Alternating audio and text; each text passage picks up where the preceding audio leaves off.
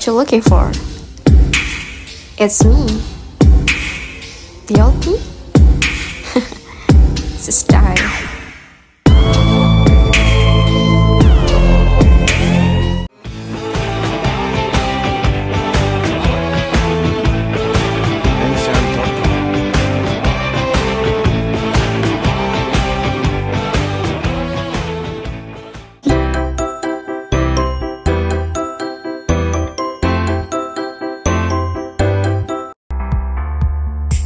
Nah, elastisitas adalah kecenderungan suatu benda untuk kembali ke bentuk semula pada saat gaya yang menekan atau menariknya ditiadakan atau dihilangkan.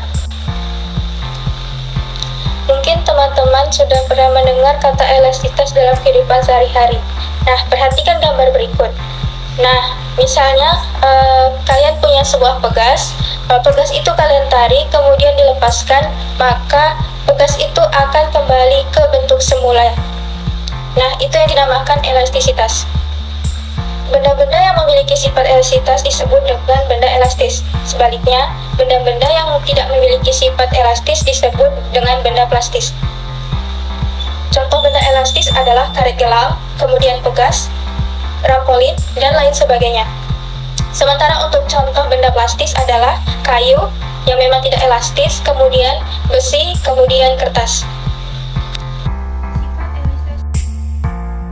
Sifat elastis bahan. Jadi berdasarkan elastisitas zat padat, maka kita harus belajar tentang yang namanya pertama adalah tegangan atau stres, kemudian yang kedua adalah renggangan atau strain, yang ketiga adalah modulus. Nah, apa sih yang dimaksud dengan 3 poin ini? Yang pertama itu adalah tegangan atau stres. Nah, perhatikan gambar berikut. Nah, misalnya kalian memiliki sebuah kawat.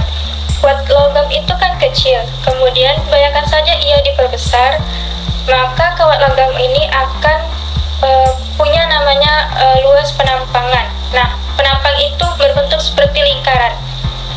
Jika logam tersebut ditarik dengan gaya F searah dengan panjangnya, maka bisa dikatakan bahwasannya tegangan atau stres adalah perbandingan antara gaya yang bekerja pada benda dan luas penampang benda. Sehingga dirumuskan dengan sigma sama dengan F per A. Sigma ini adalah lambang dari tegangan. Keterangannya adalah sigma sama dengan tegangan, satuannya sama dengan newton per meter kuadrat, kemudian F adalah gaya, satuannya adalah meter, kemudian A luas penampang benda, satuannya adalah meter per kuadrat.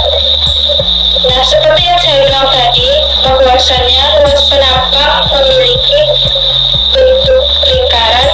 Jadi nanti ketika di soal tidak diketahui luasnya, namun misalnya diketahui diameter atau jari-jarinya, maka kalian akan harus menggunakan luas lingkaran untuk menghitung luas penampang dari kawat tersebut.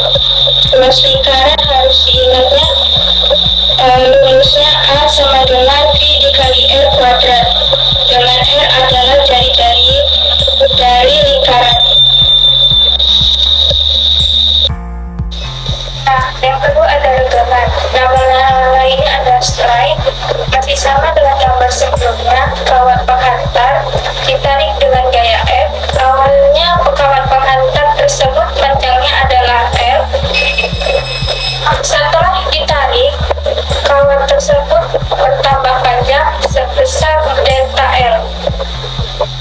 Maka renggangan adalah perbandingan antara pertambahan panjang benda dan panjang benda bola-bola.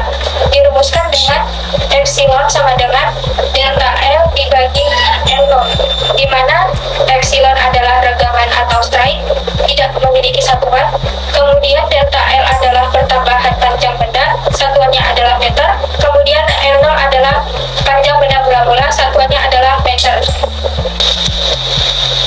Nah, ketiga adalah modulus ion. Modulus ion juga dikenal dengan namanya modulus elastisitas. Adalah besaran yang menggambarkan tingkat elastisitas suatu bahan Modulus Young didefinisikan sebagai perbandingan besar tegangan stres dan regangan strain. Nama modulus Young disimbolkan dengan E besar, maka sama dengan tegangan dibagi dengan regangan.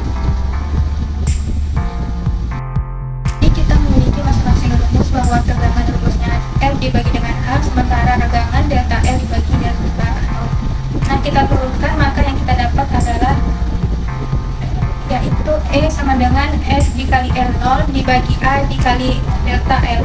Dengan keterangan masing-masing, E sama dengan modulus Young, satuannya Newton per meter kuadrat. Kemudian delta L pertambahan panjang benda dengan satuan M, L0 panjang mula-mula benda dengan satuan M, dengan F gaya yang bekerja pada benda, dan A adalah luas penampang benda. Modulus Young beberapa bahan. Nah, jadi di sini ada tabel dari modulus Young dari beberapa bahan. Bisa dilihat sendiri bahwa besi modulus intensitasnya ialah 100 dikali 10 pangkat 9. Nah, ini maksudnya apa? Jadi, semakin besar modulus elastisitas suatu benda, maka benda itu akan semakin tidak elastis. Setiap benda memiliki batas elastisitas yang berbeda-beda. Jika penambahan beban melewati batas elastisitas bahannya, maka benda tersebut akan putus. Nah, perhatikan ilustrasi pada gambar berikut. Misalnya ada sebuah tali atau kawat digantung dengan beban. Jika beban tersebut melebihi kapasitas atau batas elastisitasnya, maka tali atau kawat tersebut akan putus. Berikut ada grafik hubungan tegangan dan regangan. Perhatikan gambar berikut. Nah, dari titik 0 sampai A, kemudian titik B, kemudian titik C, sampai titik D dan E. Nah, apa sih maksud dari grafik hubungan antara regangan dan tegangan? Untuk O sampai A berlaku hukum Ohm dan A disebut batas hukum Ohm.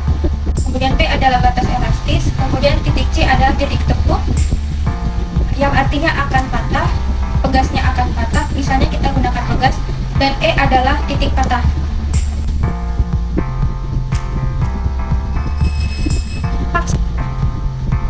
Nah, jadi di sini bisa disimpulkan bahwa semakin besar gaya yang menarik pegas,